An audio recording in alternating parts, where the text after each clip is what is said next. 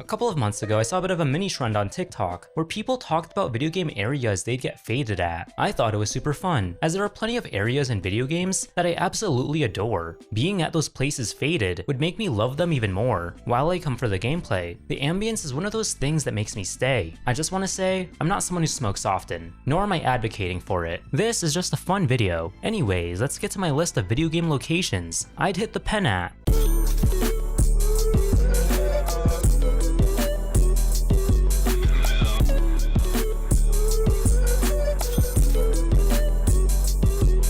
Before we start, I just want to get some rules out of the way. While I might be interacting with some NPCs, I won't be getting involved with the plots, talking to any main characters, or get attacked by enemies. There will also be a Latiku flying around with a JBL speaker playing their respective OSTs. I want to start off easy and begin with some spooky areas, places that aren't unsettling or scary or anything like that, just spooky. Places that give off that nostalgic Halloween vibe, a vibe that's starting to fade away because capitalism. I will never be a kid again. I won't trick or treat and see my neighbor's cool decorations. Nor will I be attending a classroom party at my elementary school. Even Spirit Halloween is losing that Halloween spirit.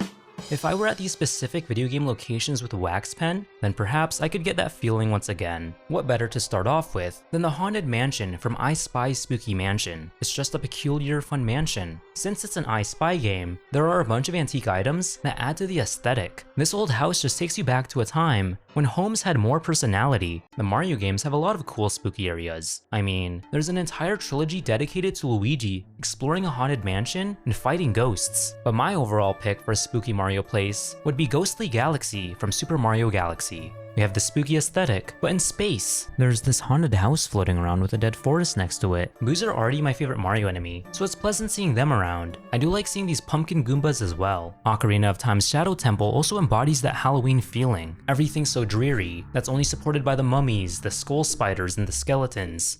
I know they have actual names, but I'm just gonna call them, those simple terms. These medieval traps are also kind of badass in their own right. Back then, this place kind of freaked me out, but years later I think it's very kino. Dracula's castle from Castlevania takes the Shadow Temple's vibe and kicks it up a notch. In simple terms, I like gothic stuff. Architecture, fashion, music, literature, all of it. Very heavy on architecture. There's something about the structure and texture of gothic buildings that just fascinates me. I'd really love to visit Prague or Transylvania, because those two places will help me achieve my childhood dream of becoming a vampire. With that being said, the game's Dracula's castle has something that real-world castles lack: the monsters. With the games paying homage to black and white horror films and those old school dark fantasy films, we get a whole barrage of monsters here. Among all the classics like fishmen, werewolves, skeletons, and dragons, there's a giant zombie T-Rex that shoots lasers. I'd go to the castle just for that. Mortal Kombat 9's Living Forest is also quite the spooky place. The whole stage's vibe is very mysterious. I'd want to walk around if it weren't for the fact I'd end up getting lost.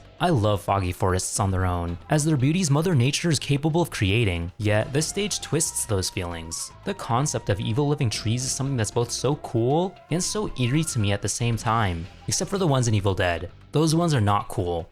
Compared to other Scream Fortress maps, Harvest is the most Halloweeny of them all. It's simple compared to the others, but that's what brings out its Halloween spirit even more. The setting's color scheme has those purple and oranges. Not only are there dead trees and pumpkins, there are also rural houses and hay bales. Those two things are important to me because they remind me of pumpkin patches I went to as a kid. One of my earliest childhood memories involves me throwing up in one. This one is kind of cheating, but Halloween Town from The Nightmare Before Christmas is, well, the perfect Halloween town. This town can be explored in Kingdom Hearts and the PS2 hack and slash. Compared to its movie counterpart, the Halloween towns of these games have corners you wouldn't have been able to see, plus they're a lot more lively. To end off the Halloween spots, let's add the Halloween-themed plazas from Animal Jam and Club Penguin, because why not? I don't know if it was obvious, but Halloween is my favorite holiday. The BioShock games have areas that are fun to explore, not only as cities, but as giant interactive museums. We have the underwater city of Rapture, and the flying city of Columbia. Not that Columbia, this one.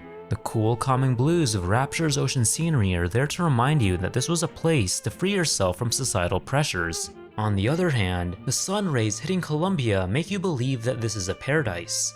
If only. These two cities perfectly contrast each other, yet they serve the same purpose. Despite the old American architecture, these places are technologically advanced. A lot of the innovations like the U-Invents and the robot George Washingtons are things that usually feel out of place, yet fit in so perfectly here. For a rapture, you're essentially at the greatest aquarium ever. Like, how often do you get to see a sperm whale or a giant squid out the window? Colombia has religious statues of the founding fathers. It's a concept that's majestic as it is goofy. The topic of tropical beach areas in video games seems to be a common discussion online. To throw my 2 cents in, I'd love to get faded at the Great Bay from Majora's Mask. As a beach, it's small and peaceful. You just have to ignore the slime monsters and the giant moon that's about to end the world. Going more outwards, we'll have the concert hall where you'll see Zoras play bossa nova. Now, who would be against catchy tunes played by oddly attractive fish people? I also love the giant turtle that pops in. He's such a fun addition in all of this. To quickly mention Zelda one last time, I'd love to get faded at any of the dungeons in Twilight Princess. They're so atmospheric, and the way they're built is so mind-boggling. Like, damn, how is this built with medieval technology? One day you get a snowy mansion, and then the next you get a temple in the sky. The fact that they have different themes and layouts really brings out the best in them. Final Fantasy has some of the most beautiful cities any game could conjure up. X's Zanarkand is no exception. It's a vibrant metropolis of technology and magic. So my TV started playing AI-generated lo-fi beats out of nowhere. That's actually freaky as hell. Alright, let's go back to the video. However, I'm not talking about this Zanarkand, I'm talking about this Zanarkand. Without spoilers, FFX is a game of impending doom and existential dread. The cutscene where the party is just chilling at the ruins is one of the few times of peace in the game. I've always had an intrigue with places like Timbuktu and the Hanging Gardens of Babylon. Those places only contain a fragment of what they used to be, and how they looked when they were thriving is only left to imagination. Just thinking about how a lively place became what it is now is a trip in itself. I mean, it is explained how Zanarkand became this way, and technically, the past Zanarkand still exists, but that's complicated lore stuff, I don't have time for that. Okay, so when I was writing the script, I was still playing FF9, and holy shit, I stumbled across one of the greatest areas ever. So there's this place called the Great Salt Lake, and it's a cool glacier area.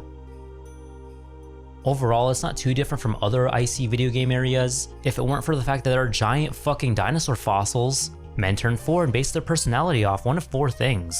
You already know what I picked, so I had to put this location in the video. I know I'm ignoring the giant hidden utopia here, but I'm here for the frozen dinosaurs. I really love it when modern cities have traces of the old world. If you're eating at a Pizza Hut in Cairo, you'll see the pyramids just outside, and among all the skyscrapers in Japan, there lie a few traditional buildings. Half-Life City 17 takes the opposite approach, and sprinkles alien technology with post-Soviet architecture. All of the world's governments lost to the Combine Empire in the span of 7 hours, leading them to take over. Most of the population is gone and almost all of Earth's resources are drained. Post-Soviet architecture in itself is pretty gloomy. Buildings are all run down because of cut funding and a lack of maintenance. I think that kind of vibe is perfect for the grim wastelands of Half-Life. All of the alien tech, from the giant citadel to the organic robots, really stick out. I've seen the Combine be compared to a parasite, and honestly, I can't think of a better comparison. At the end of episode 1, there's a huge luminescent portal meant to summon reinforcements from the Combine homeworld. As scary as it is, you just can't look away. With it healing up thanks to Gordon Freeman and the Resistance, I think it'd be pretty chill to walk around City 17.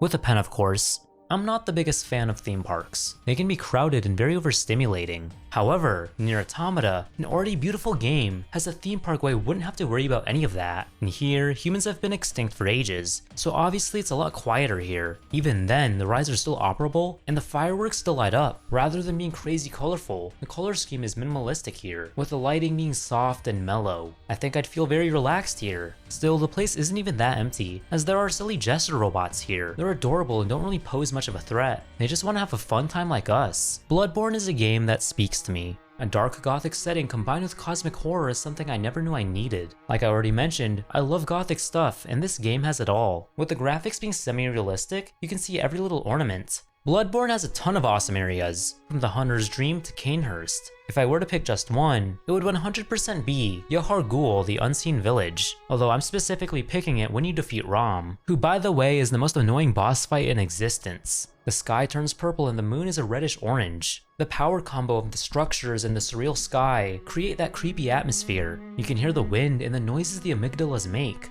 It makes things peaceful in a strange way. Oh yeah, did I mention the amygdalas? The giant humanoid spider gods just climbing the buildings? Most people would be scared of them, but I think they're sick to look at. Even though I say all this, I wouldn't want to go too far into the Unseen Village, as there are a bunch of living corpse amalgamations. Now those freak me out. To add on to the gothic areas, let's include the clock tower from Bayonetta. The tower itself is beautiful on its own, but that's only supported by its surrounding aura. The lighting is golden and angelic, and I mean literally angelic because this whole area is surrounded by angels. Speaking of, the angels in Bayonetta are both scary and divine at the same time. The white and gold on them really prove that they are straight out of heaven. Or is that blue and black? But then they also have monstrous features and uncanny faces at places where a face shouldn't be at. I can't imagine being some random ass dude in ancient Jerusalem and one of these pops up being like, "Fear not." The point is, these angels act like art pieces to an already astounding place. So Chrono Trigger is a game about time travel. So where do you think would make for a perfect smoke spot?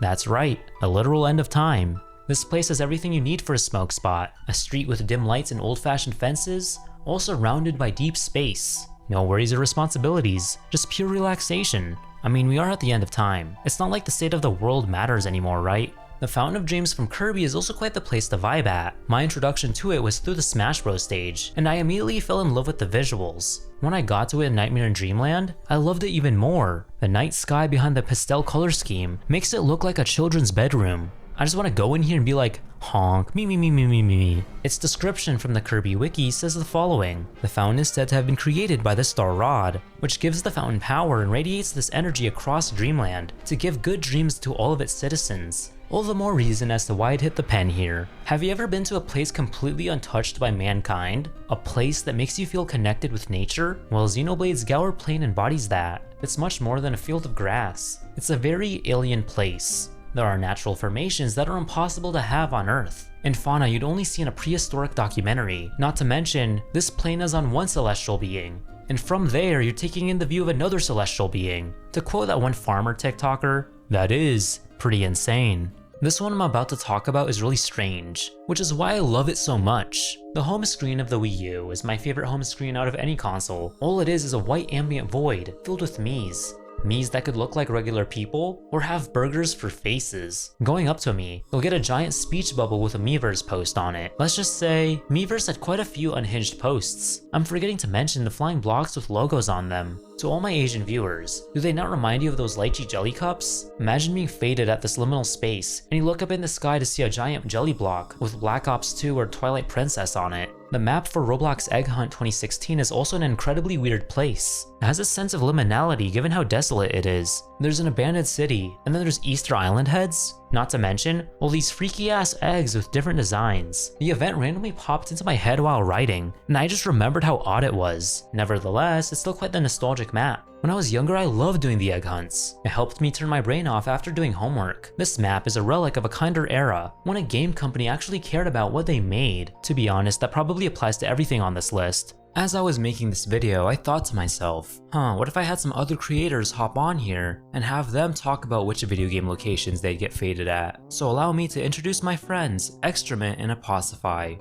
Take it away, boys. Alright, I'm starting this off with an absolute gem, the Snoring Tree from Rayman Origins. You already know Glowbox and Rayman are getting faded off that Lumpack, and I wouldn't hesitate to join them. Still, the scenery is what really does it for me here. You could sit on these branches for hours and just stare out over the Glade of Dreams. It'd be so relaxing. Plus, what about the nymphs? What do you know about Edith and Batilla? You really think Rayman knows what to do with that? Point is, the Snoring Tree is easily my first pick. With that being said, I'd give Loot Lake a close second. The OG version though, from like 2017. Back then, the Fortnite map had some really nice ambience. The sky would drift into deep purples and fade back into vibrant orange gradients. Watching this from the top of the house in Loot Lake would be peak, and I'm not gonna pretend it wouldn't be, especially if you're geeked off the minis and some of Wailing Wood's finest. The last spot on my list has to be the island from Halo CE's Silent Cartographer mission. Sitting on the beach with nothing but the endless Halo ring on the horizon would be transcendent. And if you somehow got bored of that, the island is still full of places to explore. Just avoid any caves that don't look like natural formations. There's a ton of locations in video games that I would totally be down to get zooted at. Like, just imagine being in Slime Rancher and just seeing all these insane critters hopping around. Or maybe even Jay chillin', fishing up whale sharks on web fishing. But the place I thought of immediately when I was asked this question was Wayne's House and the Afterlife from Hylics. The world created by Mason Lindroth is bizarre, peaceful, and oddly comforting. I can just imagine relaxing by the shore while this